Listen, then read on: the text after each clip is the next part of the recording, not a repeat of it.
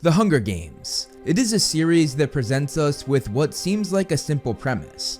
24 children enter an arena, and one emerges victorious. But author Suzanne Collins crafted something far more sinister than a story about survival. She created a narrative that exposes an uncomfortable truth, that in Panem's twisted system, winning is losing. Today, I want to really study and examine why nobody ever truly wins the Hunger Games. Not the tributes who die in the arena, and especially not those who manage to survive it. If you enjoyed this video, please consider liking and sharing. It will greatly help to grow and sustain the channel. And if you like what you see, hit that subscribe button, and you can also follow me on all of my other social medias, all of which are linked down below, and all of which house similar content that I make here on this channel. Now, let's get into it. The Capitol's true design. To understand why victors never truly win, we need to understand what the Hunger Games really are. On the surface, they're a punishment for the district's rebellion, but dig deeper and you'll find something more calculated. They are a machine designed to make winning indistinguishable from losing. The Capitol doesn't just want to kill children. The genius of the system is that it takes the moment of a tribute's greatest triumph and immediately transforms it into the source of their greatest suffering. Think about it. The moment you win the games, you lose your anonymity, your safety, your freedom, and often your sanity. The crown isn't a symbol of victory. It is a target painted on your back. The victory tour isn't a celebration. It's a parade of your trauma. The mansion you get in Victor's Village isn't a reward. It's a gilded cage. The hopeless. Let's start with Haymitch Abernathy, District 12's only living victor before Katniss and Peeta. We obviously know a lot more about his story following the newest book in the series, The Sunrise on the Reaping, and it just makes his character even more tragic. By the way, there will be some small spoilers here, so if you don't want to be spoiled, skip to whatever time is on the screen. Haymitch won the 50th Hunger Games, or the Second Quarter Quell, at just 16 years old. When he won, he thought he would die a martyr as his guts were basically outside of his body. But he survived, and the rest of his life would be true torture. Haymitch had won by discovering that he could use the arena's force field as a weapon, turning the Capitol's own technology against them in a moment of brilliant desperation. But cleverness comes with a price in Panem. 2 weeks after his victory, President Snow had Haymitch's girlfriend Lenore Dove murdered, alongside his mother and younger brother Sid. For 24 years, Haymitch pushed everybody that cared about him away, including both of Katniss and Prim's parents. On top of that, he was forced to mentor children from his district, watching them die year after year. 23 sets of tributes, 46 children, all dead until Katniss and Peeta broke that pattern. His prize for winning the games was a front row seat to watch dozens of other children fail to achieve what he had. The bottle of alcohol became his escape from the realization that victory had destroyed his life more completely than death ever would have. The Victor's Chains.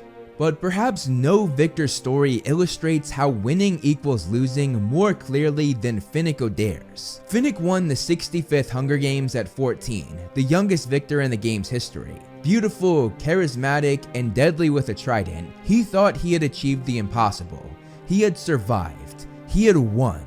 But what he had actually done was sign his own slavery contract. President Snow turned Finnick into a commodity when he left the arena. Finnick was sold, literally sold, to wealthy capital citizens who desired his company. And when he refused, Snow threatened to kill everyone he loved, including Annie Cresta, the love of his life. For years, Finnick endured this exploitation as his body was no longer his own. He was forced to smile and perform for these disgusting capital citizens, which I'm sure made him die inside. The crown he earned at 14 years old became the chain that bound him for life. Even his love for Annie, one of the few good things he had, was turned into a weapon by the Capitol to use against him. His story reveals the most disturbing truth about what victory really means. You don't win privileges, you just graduate to more sophisticated forms of torture. The Shattered Mind. For Annie Cresta, she won and it destroyed her. Annie survived the 70th Hunger Games, but her victory came at an unspeakable cost. During her games, she witnessed her district partner being beheaded right in front of her, a trauma so severe that it shattered her mental state entirely.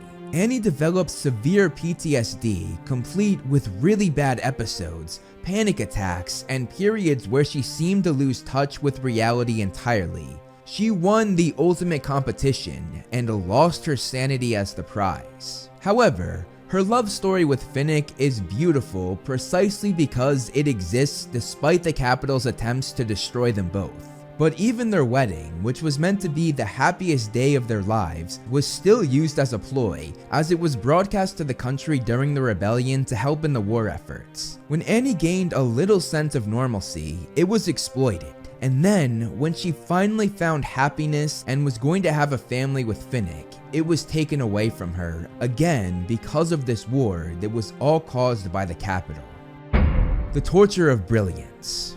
Wyrus and Beatty, the brilliant victors from District 3, represent how the Capitol punishes intelligence. Once again, I will put a small spoiler alert for the new book Sunrise on the Reaping here, so if you don't want to be spoiled, skip to whatever time is on the screen. Beatty's punishment was especially cruel. The Capitol forced him to watch as his own son was selected as tribute, forcing Beatty to witness his child's death in the arena that he had once conquered. And this happened in one of the most brutal deaths in the game's history. His son was rabidly eaten by squirrels, his flesh being torn apart until all that remained was his skeleton. Meanwhile, Wyrus, like Haymitch, used the Capitol's own arena to make a fool of them and win the games. This made her already be on the Capitol's radar. And later, when she was Haymitch's mentor and tried to protect him, she was tortured, with the result being that her brilliant mind became fragmented and made her be disconnected from reality for the rest of her life. The Mentor's Curse.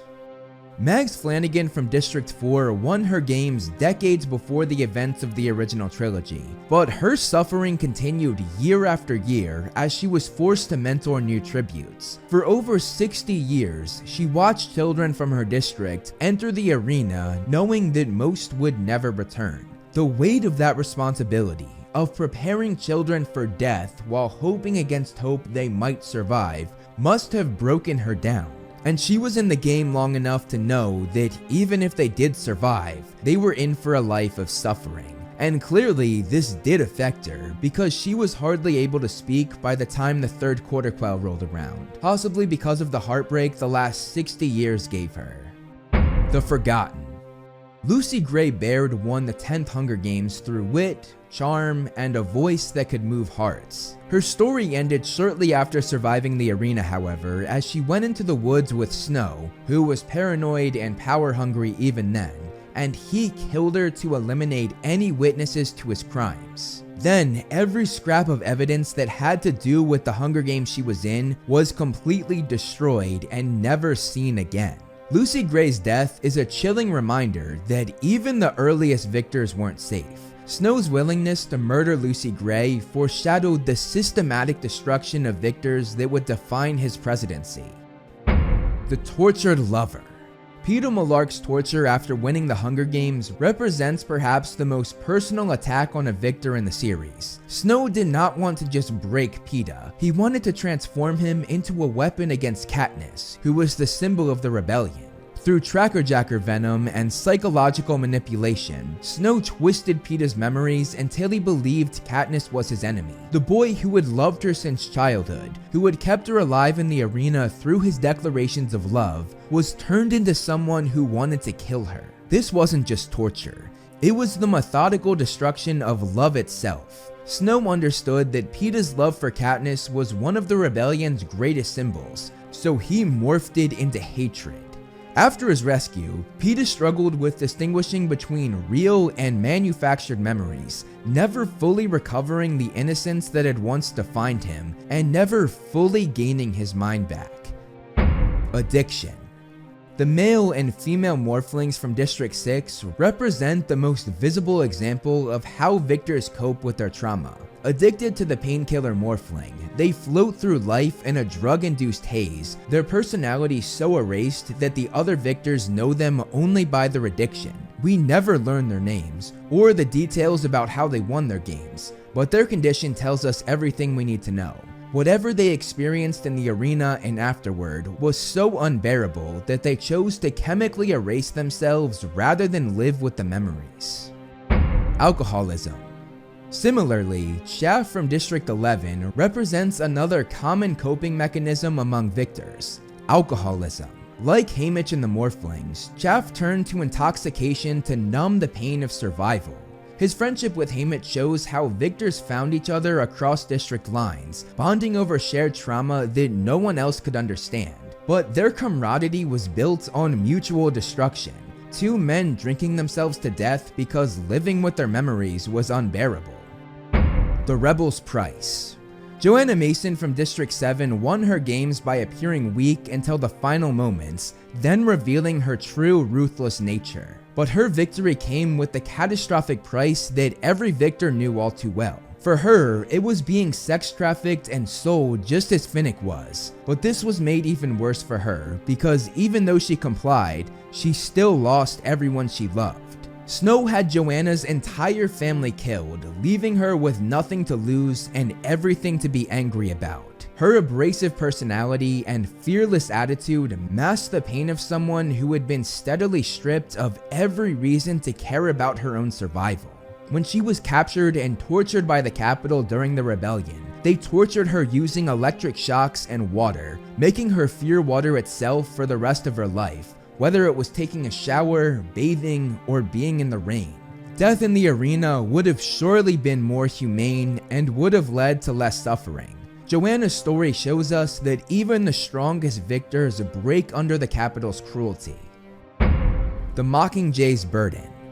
And then we come to Katniss Everdeen herself, whose story is the perfect example that winning the Hunger Games guarantees you'll lose everything else. Katniss won the 74th Hunger Games through defiance and love, but that victory immediately transformed her from a girl trying to save her sister into a target for the Capitol's wrath. The moment Katniss was declared victor alongside Peeta, she stopped being a person and became a symbol. Her reward for winning was losing her identity entirely. She couldn't just go home and resume her life.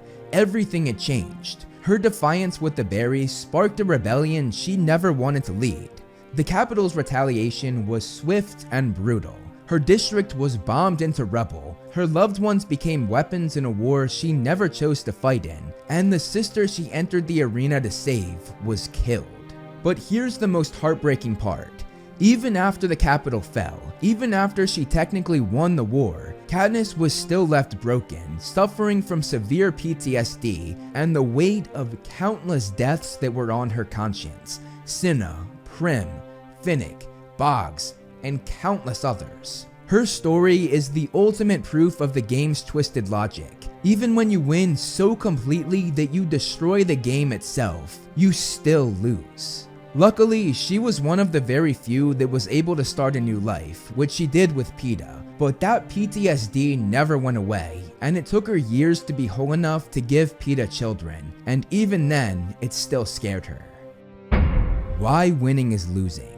This brings us to the heart of why nobody ever wins the Hunger Games. The Capitol designed the games with a twisted genius. They made victory and defeat functionally identical. The victors often suffer fates worse than the tributes who died quickly. Haymitch spent 24 years in alcoholic misery, far longer than any tribute suffered in the arena. Finnick and Joanna endured years of sexual slavery that again, no tribute who died would ever have to face. Annie lived with shattered mental health that her district partner who got beheaded was spared of. And if you look at every single victor, this is absolutely the case, even for the career victors who were actually put into another reaping to see if they would be part of another Hunger Games. The Capitol's genius lies in giving nobody who enters the arena any sense of peace. The Capitol never intentionally kills the victors, which is by design. They want them to suffer, and they force the districts to celebrate their misery. And year after year, these victors are reminded of their trauma as they're forced to make public appearances and force them to prepare children to gain the same trauma that they have. The victors are living examples of the cost of winning. Even if you beat the odds are still not in your favor.